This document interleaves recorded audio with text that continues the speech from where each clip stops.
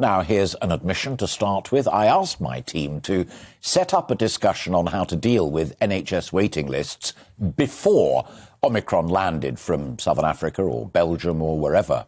The new variant may well make matters even worse, and that makes this discussion all the more pressing. If it doesn't, well, there'll still be a problem.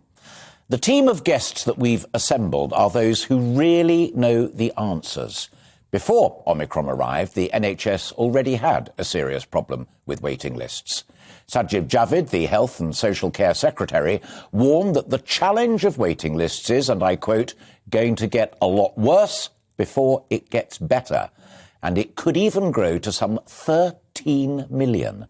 Those are real numbers to worry about.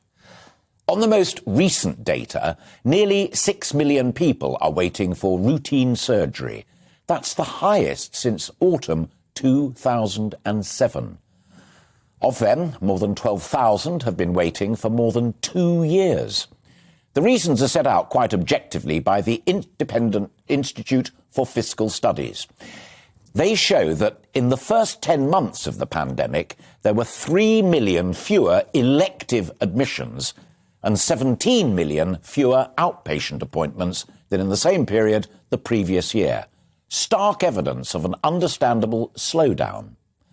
As hospital activity fell because of the numbers of COVID patients, fewer people exited from the waiting lists. But here's a twist. So too did the number of people joining the waiting list, following a referral from a GP or a hospital consultant. We all know, and we've discussed it many times on this programme, that GPs are underperforming. Just 41% of GP appointments took place on the day that they were booked, 7% on the next day, 34% within 2 weeks, and 13% between 2 weeks and as much as a month. Fully 7.4 million fewer people have joined the waiting list than implied by pre-pandemic patterns. So the headline number is bad.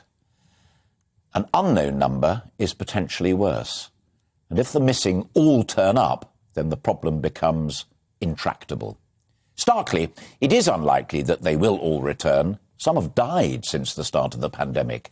Others may have received treatment privately, whilst some will have had their ailments resolved. Or they may have chosen to live with their health issues without ultimately requiring hospital treatment. But some, and perhaps most of these missing people, will still require NHS treatment at some point, particularly when COVID-19 case numbers drop and people are more willing to seek healthcare. The extent to which these missing patients come forward for care, and how quickly, therefore, represents a hugely important known unknown for the health service. As I say, the IFS says 80% of the approximately 7 million missing patients might return over the next year. Under this scenario, waiting lists would soar to 14 million by the autumn of 2022 and continue to climb. Their least worst scenario is a waiting list challenge of 8 to 9 million people. Remember, it's just under 6 million right now. With the right resources, the IFS, remember they have no political agenda, say that the backlog could be cleared over the next 2.5 to 3 years. But achieving this would require the NHS to find effective ways to boost its capacity. If that can't be done, then clearing the backlog will take even longer. These are facts, not political views. So this afternoon, I'm asking our panel of experts, what would they do to improve the service, reduce those waiting times, and give people better life chances?